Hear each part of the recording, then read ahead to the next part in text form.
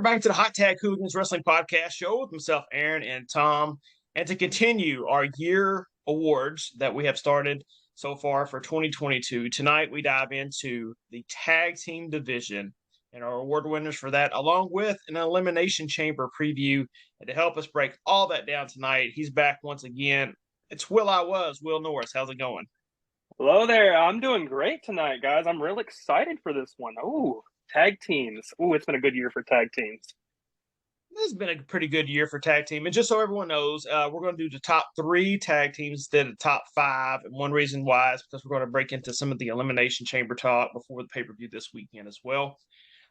Very interested to see your list, Will. I don't know if you've been able to catch our other 2 shows for male and female.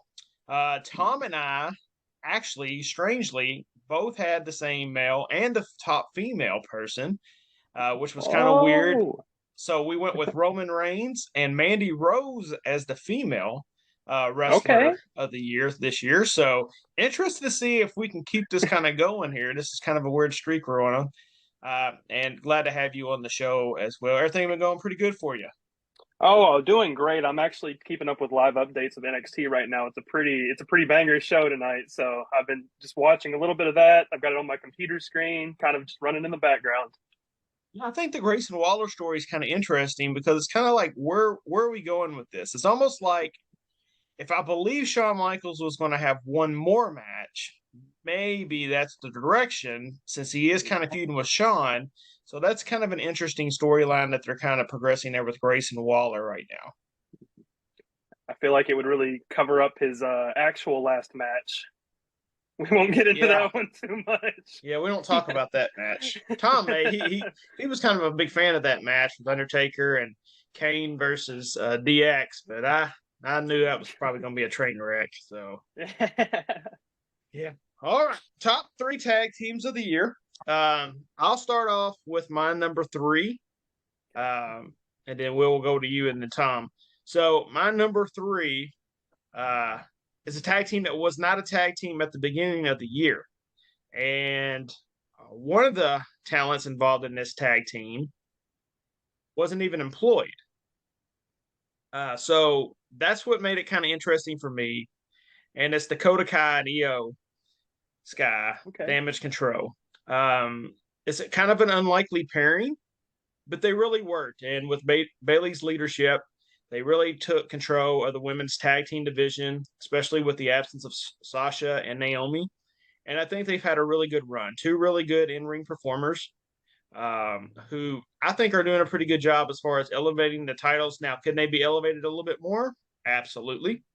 But for me, to see them kind of bounce back, because EO wasn't doing much either at the time, to see them 2 kind of bounce back and kind of get that main roster push, they land at my number 3.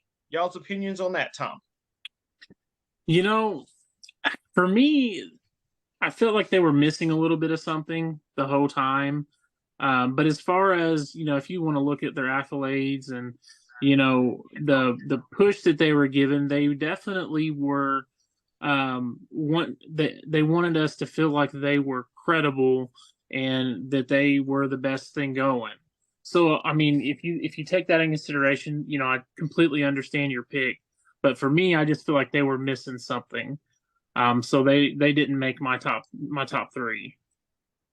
Well, Yeah, they didn't make my top 3 either, but I will say that it's a very, very valid pick. Honestly, for me, I prefer them both solo.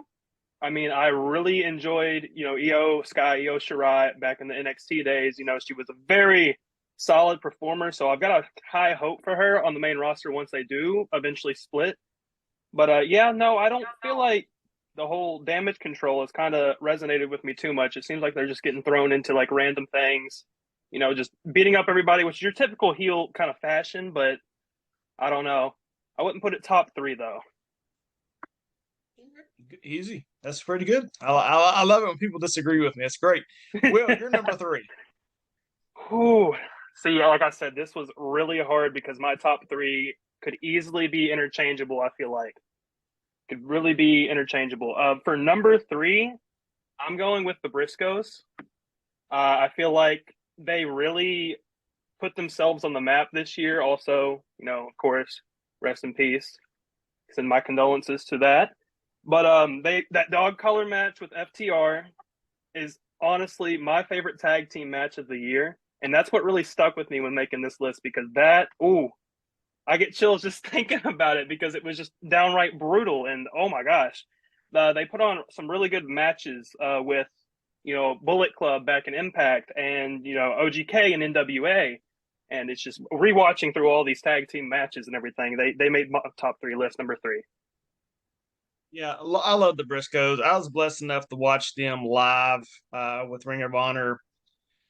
I would say it was probably 2014, maybe. And, it's just a shame that so many people didn't get a chance to see them in their prime and what they're capable of. Kudos to Tony Khan for, giving everyone that FTR matchup. Such a tragic ending. But I just feel like, as much as I love the Briscoes, and, if we were talking about the top 10 best tag teams going today instead of just this year, I probably would have definitely put them maybe in my top 5. I just felt like there were a lot of their stuff, a lot of people weren't able to catch this year, including myself. And, it's like Tom always says, there's wrestling on every night of the year. I mean, every day of the week. And sometimes it's just hard to catch everything. So I wasn't able to catch them as much as I would have liked. But yeah, definitely worthy pick. I have nothing negative to say about that whatsoever, because they're one of the better tag teams of the last decade for sure. Yeah, definitely a great pick. Not in my top 3, but I can very well see where you put them there. And that's the thing. And it's kind of good we're doing a top 3 instead of a top 5, but it also makes it kind of hard, because I think the top 5 they're all just so close, in my opinion. I had a really hard time with this list, but very good pick. So for my number 3, I went with my favorite on the Raw side of things, the Street Profits. So, I look at everything that they've done this past year, being the opponents for the Usos, and being just that close to winning those titles several times from the team that I feel like we're all going to talk a little bit about later on. But to be those challengers and to still make those matches interesting, and I always felt like there was a little bit of hope in those matches, even though if I would just sit down and think, are they winning this match? I would probably say no. During that match, I always questioned it. I was like, are they going to actually do this? Are they going to dethrone the Usos? So just for that fact alone, I felt like I had to put them in the top 3. Tom's, Yeah. of course, Go ahead, Will. Oh, I was going to say, valid pick. Street Profits did not make my list. They were very close. In my top 5, they were making my list. They were number 4. But I really got to thinking about their Money in the Bank match with the Usos, and just how phenomenal that one was. And I was real close. You can go ahead, Aaron. Yeah, I don't know what it is about them. When they're in the high profile matches, the Usos, and a big time feud, they always deliver. I just feel like that they've been beat so much. And I really believe, as sad as it is, their plan is for Montez to be by himself before it's all said and done. And I feel like that kind of bugs me when I see the writing on the wall sometimes with tag teams. I will say, that was kind of the one deal when the Rockers broke up. Of course, Tom, you probably weren't born yet. Will, you definitely weren't born yet. When the Rockers broke up, it just came out of nowhere, to the fact that, yeah, there was some tension, but I don't think anyone knew that Shawn Michaels was going to become what Shawn Michaels was. And when I look at someone, they did this with the Dudleys before, and they've done it with Edge and Christian as well. Edge and Christian, I 100%, as much as I love them as a tag team, I could see the star power in each of them and what they can bring to the table. The Dudleys, I never saw anything in Devon. And Bubba a little bit more, and it wasn't until Bubba got the Impact and became Bully Ray that I really saw what he was capable of. I just worry about the Street Profits overall. They did not make my list. I think if I had had them anywhere, it would probably be closer to the 9 or 10 mark for the year, just because they just never could win the big matches. And I'm to the point now that I'll never believe that they're going to win those tag titles again. So it's very interesting to see where they go, especially, Montez is in the Elimination Chamber. So definitely, this is another big test for him to see if he's ready for that singles type run. And he is putting on more bulk as well. Looks like he's bulking up a little bit more. I don't know. I I hate just it think for you're him a because Street Profit hater.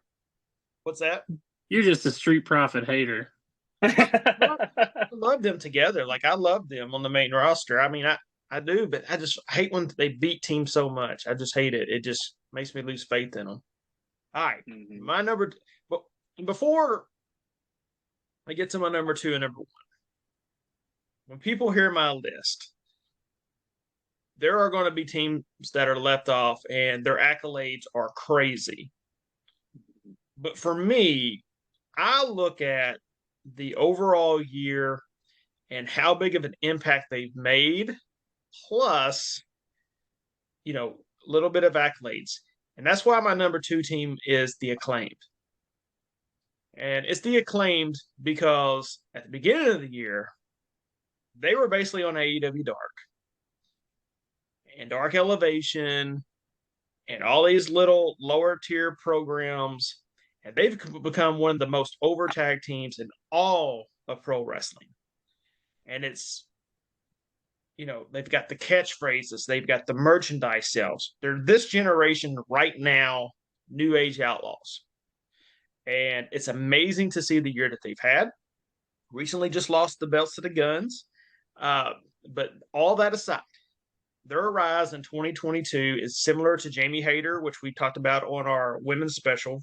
Just someone who you weren't kind of seeing. We knew the talent was possibly there. Everything just needed to click. They need to be given the opportunity. And that's why, for me, the Acclaimed is my number 2 tag team of the year. Doesn't surprise me whatsoever, because it's also my number 2. So just to kind of piggyback off of what you said, not only are they basically the most over tag team, they're one of the most over acts in all of pro wrestling.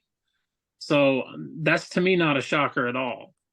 I just look at the fans' interaction with them, and you talk about, different things that happen throughout history, like the Yes movement. This is just as big. People are scissoring all over the streets. It's just, it's a phenomenon. Yeah, said that right. It's a phenomenon. So, I mean, it's just one of those things that you want to watch that programming because, not only are they great in the ring, but they bring something to that you just want them to succeed. Whether it's Max's promos, his raps to the ring, it doesn't matter. You throw Billy Gunn in there with them, that's really put the icing on the cake for them. And 100% one of the most over acts of the year for sure. See, this is starting to get really funny because my number 2 is also the Acclaimed. They've been so good this year. I can't help but tune into my TV real good whenever they show up on my screen. They're super over with the fans, and I feel like with tag teams, it's really hard to resonate with fans because people are there for the solo acts in most case scenarios. So I mean, they've really done a good deal with just interacting with fans and making them extremely likable. They've had a lot of really good matches this year as well. I mean, a shame that they lost to the Guns. I wouldn't put anywhere in my top 10 list for the Guns personally, but we're just going to see how that goes. I'm going to tune in, see what happens next Wednesday, tomorrow. So we'll just see on that. But anyways, yes, number 2 is the Acclaimed for me. And them losing the titles, I think the Guns was the shocking point, that it was the Guns.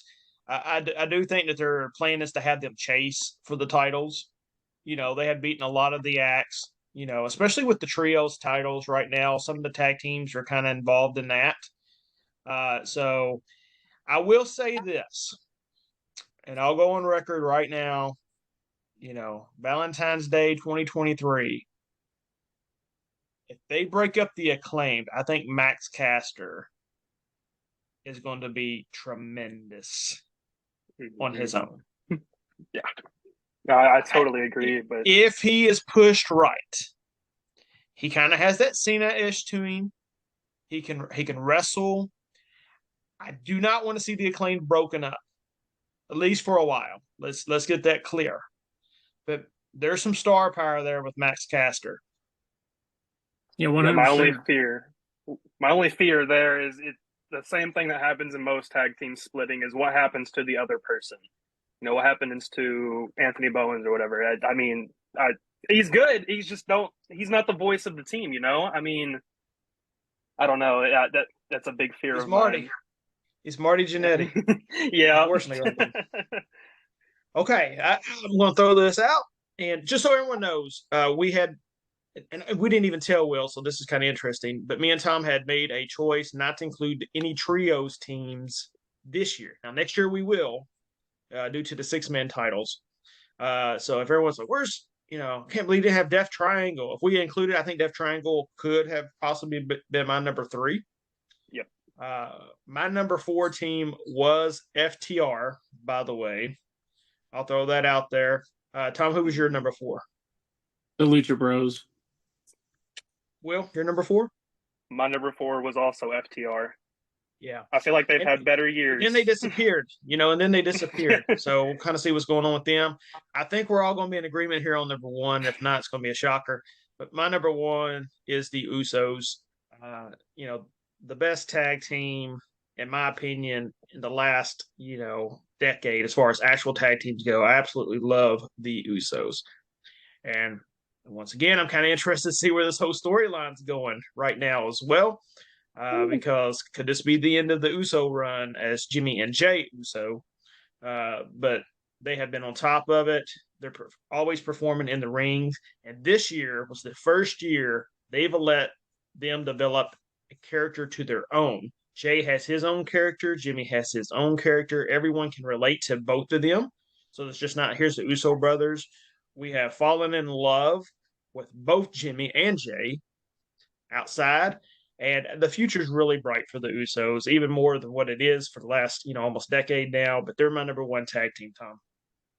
If only Mattel could tell the difference between Jimmy and Jay, that would be fantastic.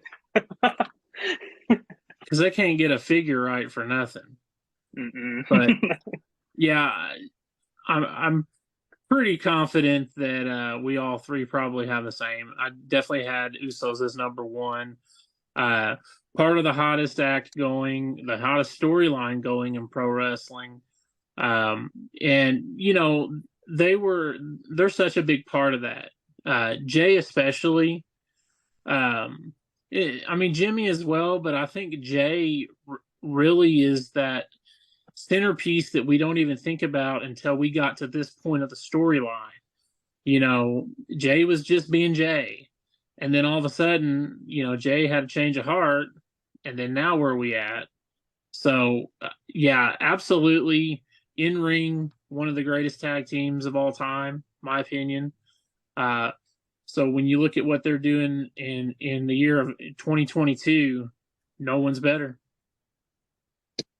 Shockingly enough, my number 1 also goes to the Usos. I feel like, this has been a really good year for them. I got a little bit stale for a little bit. I think 2018, 2019 for me, because it felt like it was just, either the Usos or the New Day. Usos or New Day. But they've really rejuvenated, I guess, their career with this new bloodline, the whole act. I'm so captivated. I don't think I've been this captivated in a storyline since, I can't even tell you when. It makes me wonder, though, like you said, Aaron, if this is the end of the bloodline as a whole. But I guess we will see coming soon, I've got some theories on that, but we're going to get to that later. So, Will, who's a tag team that you think everyone should kind of pay attention to this year that didn't make your top 5? Oh, I didn't prepare for this one. I think the Diamond Mine, from NXT. I think they put in some really good work. It's another situation where one shines a little bit more than the other, but I feel like when they get that main roster push, or I guess I shouldn't say main roster push, but when they get put on the main roster, hopefully they'll have Roddy. I don't know his situation right now, but hopefully he's going to be continuing to manage them. I feel like that's money right there. Yeah, I really like the Creed brothers as well. They were definitely in my top 10 for this year. They just kind of fell off towards the end. One of them right now for me is Pretty Deadly. Um, they've got a lot of charisma that you want to just punch them in the face, and that's some good charisma to have sometimes, especially in a promotion that lacks a lot of heels that are kind of like that. Their in-ring work is pretty good. I'm not quite sure once this NXT Europe type deal kind of breaks down if all those guys kind of go back. But I'd keep a pretty good eye on Pretty Deadly for this year. That'd be my pick. Tom? My pick, if they can stay healthy, is Top Flight.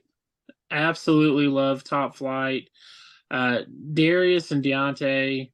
Dante is just fantastic, and we haven't seen a lot on AEW with Darius because he's been out so much. But when they're together, it's just like they're just totally in sync with each other. And I think about the matches that we could see if they stay healthy, and they could be just some of the most crazy off the wall matches, and I'm really looking forward to seeing them grow when they get some more TV time, see their characters develop more, and to see how far they can actually go, because they're two of the most athletic people that are alive. Yeah. Tough Flight's definitely fantastic, and even in the 6-man trios when AR Fox is added to them, they're even great as well. And you're right. I feel like sometimes we kind of get robbed with Top Flight due to injuries. And that's just the nature of the game, though, sometimes. Some hard luck for those two guys, but definitely super talented. All right, this Sunday is the Elimination Chamber. We're not going to kind of break down every single match, but definitely want to break down some of the bigger matchups, of course, the chamber matches, and the main event as well, because the chamber matches kind of lead to WrestleMania title shots. And then, of course, we've got the big Roman Reigns versus Sami Zayn match as well. So let's start off with the women's chamber. Now, what we do know so far is that Rhea Ripley won the Royal Rumble. She's going to take on Charlotte. So the winner of this matchup is scheduled to face the Raw Women's Champion, whether it be Bianca Belair or someone else by the time WrestleMania rolls around. I would assume it's Bianca. I don't see her losing before then.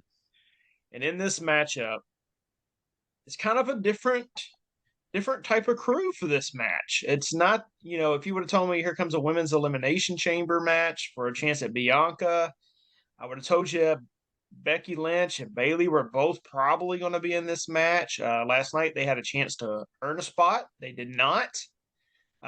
So it's kind of interesting. They're going with a lot of younger talent in this match as far as talent has been pushed, with some veterans that typically aren't there in those title pictures here lately. Well, we have Raquel Rodriguez, we have Asuka, we have Liv Morgan, we have the veteran in Natalya, we have Carmella as well, who just recently returned once again, and then of course we have who's the sixth one?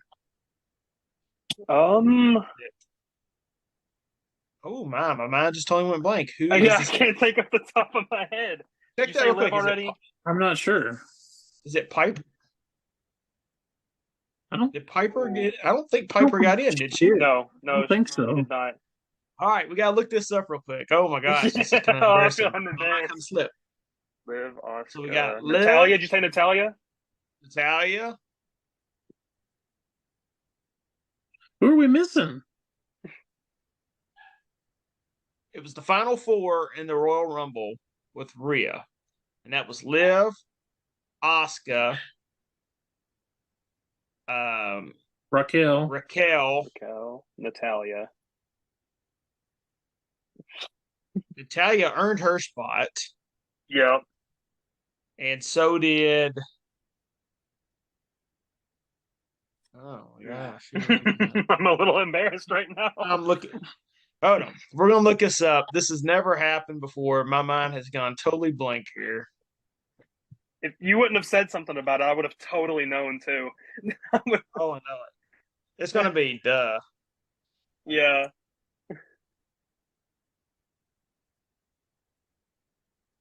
Jeez Louise, people cannot believe this has happened. No. And I feel Nikki bad for him. Cross. Nikki Nikki Cross. Cross. Nikki Well, Cross. No wonder we didn't remember. Right. It's Like, Nikki Cross. it's Nikki Cross. Like, how unfortunate for her. Like, she's literally been doing nothing but hiding in the background and backstage segments. Like, Right, yeah. I hope she wins the whole thing because, she's an amazing talent that they've done nothing with. Oh, Honestly, gosh. my opinion on this match, since we're kind of off the rails at this point, I don't think any of it matters. I don't think there's a great storyline there at all. I'd love to see Nikki go in there and be crazy Nikki and destroy everyone in that match and get that opportunity. Because I really don't see anything in there to me that is a great story anyway. That's just as good a story as any. Yeah. You know what? You're not wrong, but I feel like if we're doing sort of a prediction here, I feel like an easy pick would be Asuka, just because she completely. I'm not trying to be mean or anything, but I feel like Asuka completely outshines every single person in that match, and I feel like it's a very easy kind of thing to go with.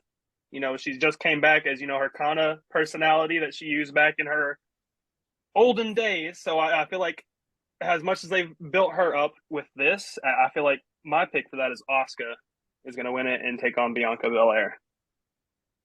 I think whoever wins this doesn't even beat Bianca. I think it's a shoe in. Bianca kind of wins. Um, so I know they really love Raquel. I do,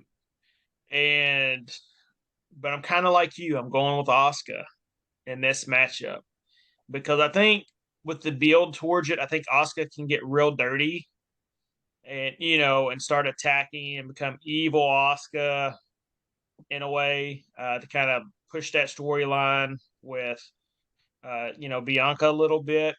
Like I said, it's just a weird mixture of women in this matchup right now. Uh, I guess this kind of makes it kind of intriguing though too. I know a fan base is going to want Liv to win. I know there's just a great fan base. I don't know if there's any fan base that's really wanting Carmella or Natalia or Nikki to win. But you know what? Carmella and Bianca have had some pretty darn good matches on pay per view over the last couple of years. But I'm going to pick Asuka as well. Man, what a train wreck that kind of was. Go ahead, Tom. No, I think you're right. Asuka is a bona fide, main eventer. So you can't go wrong with putting her in that match. I don't know. I just feel like we're at that point that they just they're going to put Bianca in a place where nobody's going to care about her. And I think she's already getting to that point. Her babyface run to get to the title, all that was fantastic. And then once she got there, I feel like it's just she hasn't had anybody to really threaten her championship. And I really feel like she needs to be chasing. And I don't even know if Asuka would probably be that only person that could be as vicious as they need to be to kind of put Bianca on her heels. But yeah, I'm kind of like you. I think they're just going with Bianca. But if they do, I really think they need to do some kind of tweaking to the character or something to make it, a little more, attention grabbing and so that you want to watch that each and every week. Because, unfortunately for me right now, I feel like it's the same thing constantly. Yeah. Here was my biggest problem. Rhea should have chose Bianca. Yeah. That's the match that should have been. And then I think a Charlotte against a young person like Raquel would have been even better attention grab. Mm-hmm. I was totally shocked when they went with the Rhea and Charlotte route. to be honest with you. And there was a rumor for the longest time that Rousey was going to wrestle Bianca. And here's a thought too. Just because what it says on the paper doesn't mean who's actually going to be in the chamber. Mm-hmm. There could be some swerve coming somewhere where someone's getting taken out of this chamber match and then someone else wins it. So it still could wind up being a Rousey versus Bianca. But on paper, I just think, Asuka's the person right now that, if I'm looking at who's going to give me the best match, that's the match, Mm-hmm. on paper. And so, yeah, it's just Rhea. The whole Rhea thing was just kind of weird for me. I didn't like that matchup, especially since we just saw that at Mania a few years ago. Right. And I think so that's the only reason they wanted to do that, just because, Charlotte was the one that took the NXT championship from Rhea. So they're kind of just going full circle here. And I think, like, this is an early prediction. I feel like Rhea is going to take down Charlotte, but it's just a full circle moment kind of thing. the other part of that is that Charlotte isn't really a face half the time. I mean, I don't know what she is. Go around. She kind of is this kind of go around just because she's been, telling Rousey to shut up and, everyone else. But that's why this character of Rhea would have felt better with that pure baby face and Bianca. And they're kind of the same. Now, definitely, they're two of the strongest women that there is. And Bianca's definitely a little bit more athletic. I think we'd both agree on that. But that's a matchup I was kind of really interested in seeing. And if you remember correctly, Bianca kind of stood up for Rhea when Charlotte came down and it told Charlotte, you don't go here. Mm-hmm. So there was that kind of storyline kind of built. It'd be interesting. I can see a fast one being pulled though, and someone else sliding in. I really could. All right. On the men's side, let's try this. I think I got this one. Austin Theory is going to defend his United States Championship against Seth Rollins, Johnny Gargano, Bronson Reed. Daggone it. I did Montez Ford and Damian Priest. So this one's a little bit better as far as the quality of the people in the matchup. A lot of former U.S. champions, a lot of people who can really go. And, Montez is kind of the weird guy in the matchup, but he's going to do something crazy. I think they looked at it. They needed somebody that could do something crazy as well. I'm going to predict, though, that Austin Theory retains the title here. I know we're getting close to WrestleMania. I do like what they're doing with Theory. I like that they changed the character up a little bit. He's a little bit more serious now. I think plans for Seth Rollins would be Logan Paul. I don't see Damian Priest winning the match. I don't see Bronson Reed winning because no one cares about Bronson Reed, and the same thing about Johnny Gargano. They haven't made us care about either one of them. And so with that being said, my pick is Austin Theory is going to retain the title. Okay. That's it's a good guess. I like Austin Theory right now. I don't think they need to change anything really. Just keep going with what they're doing. I don't know though. I look at it could be one of those matches that just throws everything off and gets us built up for something a little more, with a little more behind it. I don't know. I could see somebody like Priest win the title in the chamber, and Theory doesn't necessarily have to get, he doesn't have to lose his momentum by losing that match. So I could see it going that way, but I'm kind of like you. I think it's going to go Austin Theory retaining. There's really no reason to change anything up. So, yeah, the way I really see this, Elimination Chamber pay-per-view period is just kind of like a filler kind of thing. I feel like nothing's going to change because everything's already set in stone for Mania season, So I'm going to have to also go with Austin Theory. I will say I'm very excited to see all the bodies flying around the ring. We've got a couple high flyers in this match. Like you said, Montez is going to put on some moments. Gargano is going to put on some moments. Bronson's going to be there. And yeah, it's gonna be a great match. But I do see Austin Theory retaining. Especially with rumors kind of circulating his big potential Mania match. But nothing like that's been set in stone. But yeah, Yeah, I think like I said, like you're talking about Mania.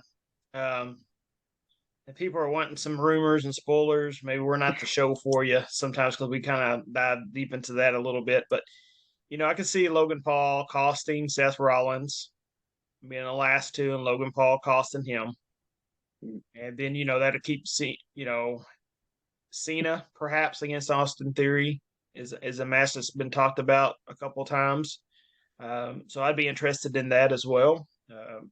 Kind of give Theory kind of another high profile match. I mean, he had one last year, and he's getting one this year.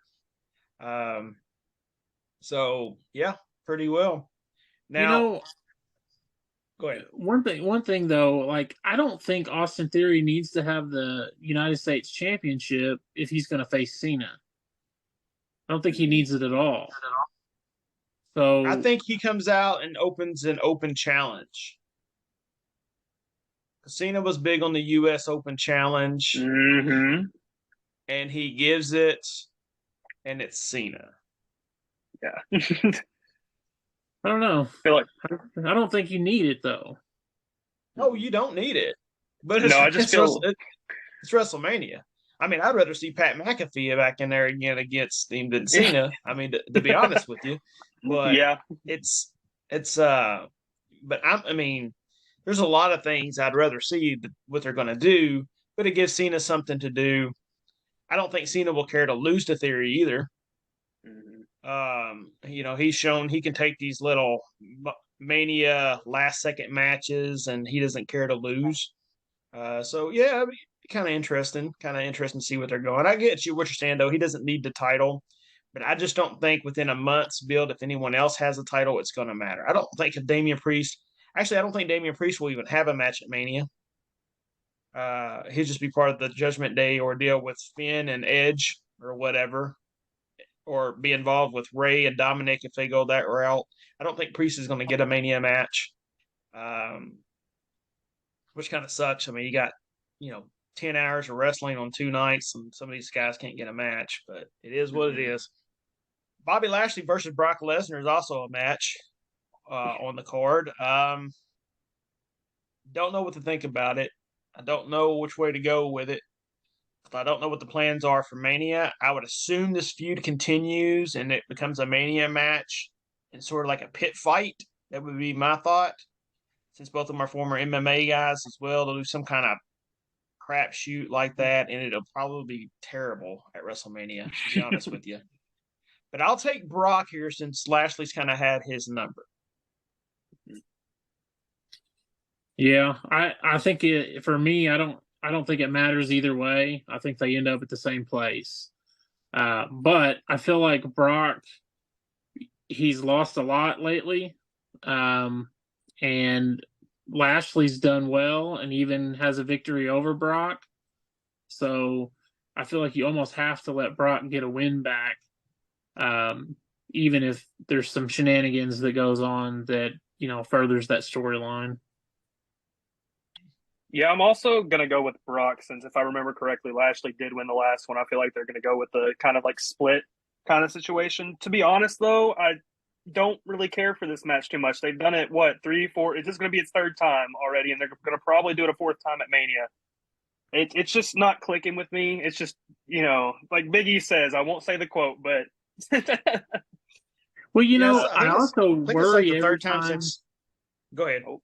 I also worry every time Bobby gets dropped on the back of his head. Like I yeah. just every time he takes a suplex from Brock, I feel like it may be his last day in the ring. It's just he's so big and just the way he comes down on his neck and shoulders. I'm like, I've seen that enough. I don't need to see it anymore. Right. Agree. That takes us to our main event. Now we do know there's some other matches. We got Edge and Beth Phoenix versus Rhea and Finn. Again, don't really care because we know Rhea's going somewhere else after this, and to me it doesn't matter. But we'll go to Sammy versus Roman in Montreal. The crowd's going to be unreal for Sammy. Uh, WWE put themselves in the worst, best case scenario you possibly do. It kind of reminds me of the year, Coffee Mania got hot and Daniel Bryan got hot as well. But unfortunately for Sammy, I don't think he's going to get that love that they got. I love the storyline. I don't know how the finish will be very interesting. I'll just say that. The finish is going to be interesting, but Sammy's not going to beat Roman Reigns. I, I think the main event of WrestleMania is going to be Roman versus Cody. I think it's going to be for both belts. They're not going to separate it. And the Usos are a weird factor for them to be having this match right now because the Usos aren't allowed in Canada. Mm-hmm. Jimmy's not. Well, Jimmy's not. Jimmy's not. And if you remember, Roman told him to stay home. Mm-hmm. And the reason why is because technically, due to DUIs, Jimmy's not allowed in Canada. Mm-hmm. But I think Jay can still show up. I'm not quite sure. I still think it's going to be, and it kills me to say this because I do not want to see Jay turn on Sammy now. I don't want to see it.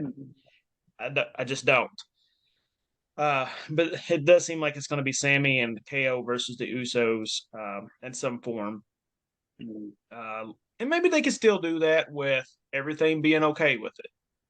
Jay and Sammy still being buddies in a way, and and there's not that big of an issue. But yeah, I think Roman's going to keep this title here, and he'll take on Cody Rhodes at WrestleMania. Will. Oh, my heart hurts because I've got to agree with you. As much as I want, and I want him to win so bad. I love Sami Zayn. He's not going to beat Roman Reigns because that's not a big money match. Sammy versus Cody. We've seen their promo on Monday. I don't know if you guys caught that. It was great, phenomenal, but you're comparing Sammy to Roman Reigns here. And I feel like WWE goes with Roman Reigns in the main event like they have always, Like I said, would love for Sammy to get his flowers, get what he deserves. I just don't think now is the time, which really sucks because, it's just like you said, right? It's an issue. It sucks because there's never going to be a better time. No, exactly. That's the bad part. 6 months from now, it's not going to be a better time than right now. No. But the other factor is one of the biggest storylines going into Mania would be because I told Tom, I said, what if Sammy wins it for a week? Mm-hmm. You send them all home happy. He keeps it for 1 week. The only problem with that with me is that Roman's long streak is over, right? Mm-hmm. And it kind of takes away from a little bit of the mystique exactly. for WrestleMania. But yeah, whoever beats Roman has to go on top, and yeah. Yeah, I think it's like you said, it's like the best scenario for Sammy, but also at the very worst time.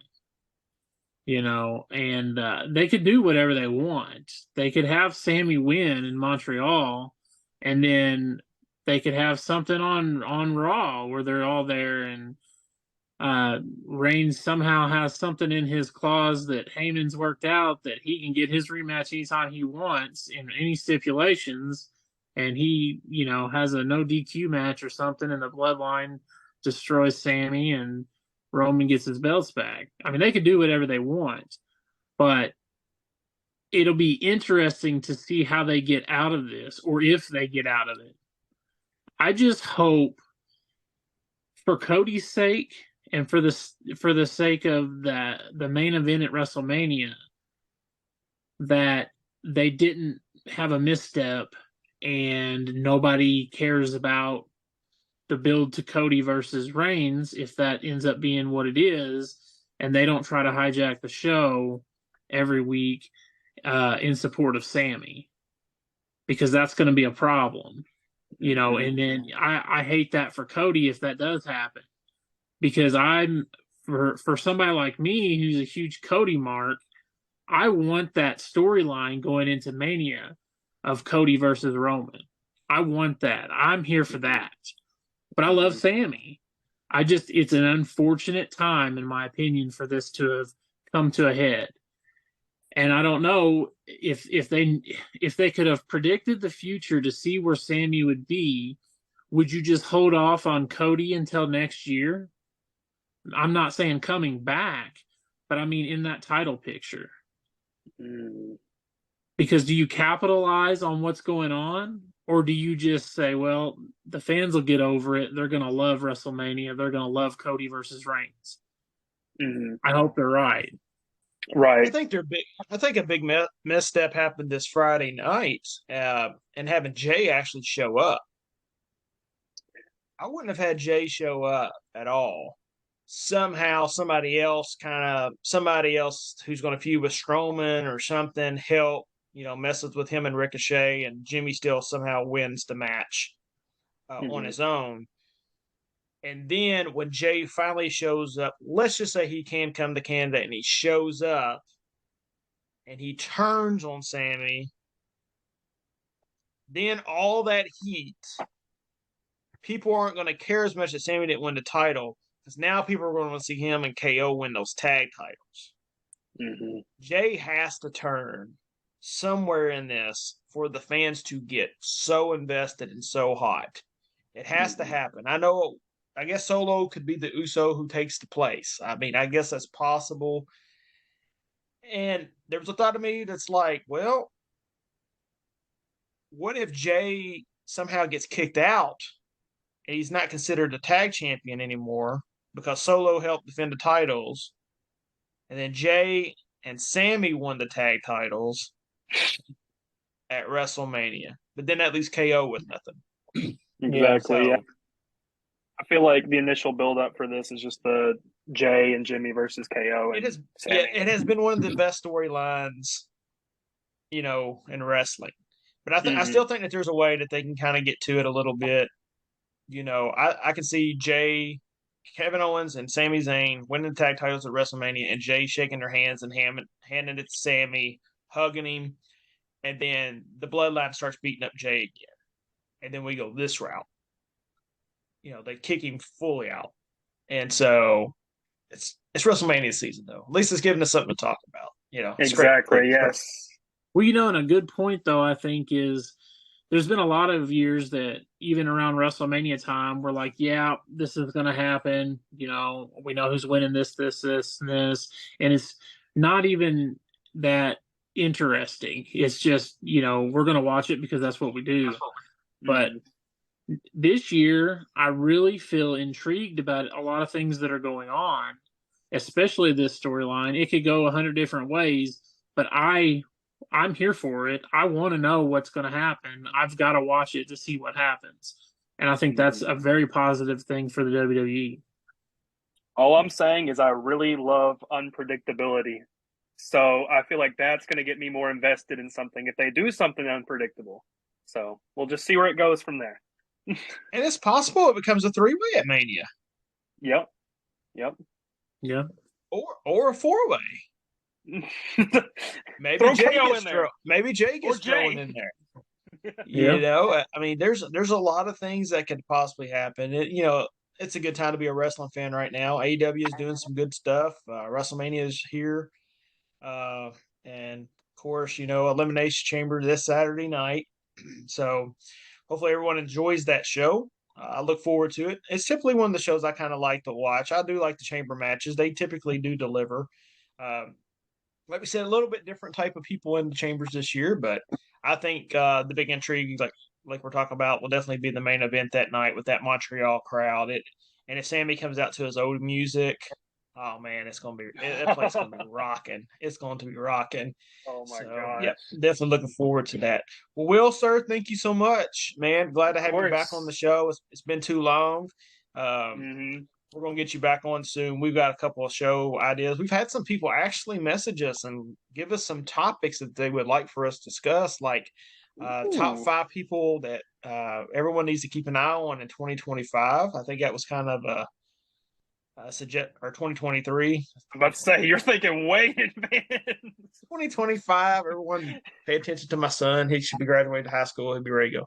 No, yeah, just so we've got some people who have been commenting, and we still got to do our most overrated wrestlers of all time show coming up as well. Everyone go out to Pro Wrestling Tees. We do have a lot of new T-shirts dropping. We got a Fatal 4 shirt with Silvers and Huffman. We also got this new one here that I kind of got on. Ooh, I like that. I like that a lot. With the Luchas. We got an All-American one as well.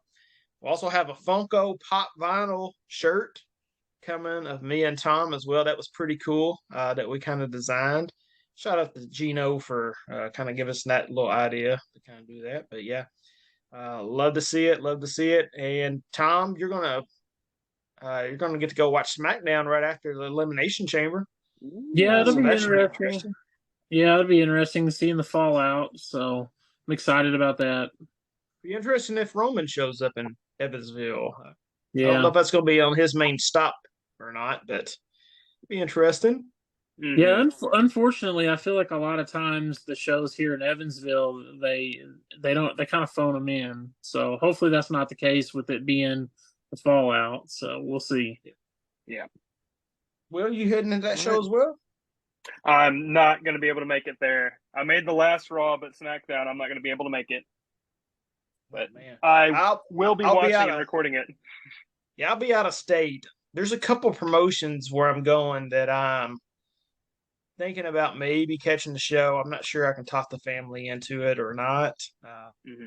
But also, GCW is heading back to Evansville as well. Yes, I did see that. Definitely going to go to that show. That was a great show the last time. A lot of fun. I need some ticket details. Yeah. Yeah. Come on, Lauderdale. Drop them, ticket information so we can hurry up and get signed up for that as well. That's going to be April 16th. Another Sunday show there at the old Evansville Coliseum. Will, if you need to go to that show, man. I would love to go. If I had to choose between SmackDown and GCW shoshow, I think I would choose the GCW show this time. I'm so intrigued with that kind of community. I'd love to be there. It's a lot of craziness and fun all wrapped up in one. GCW is as well. Heck yeah. All right, for everyone out there, make sure you're doing what you do. Hit the subscribe button. Appreciate it as always. Will, thank you, sir. Tom, of course. We'll see y'all. Everyone, have a good night. All righty.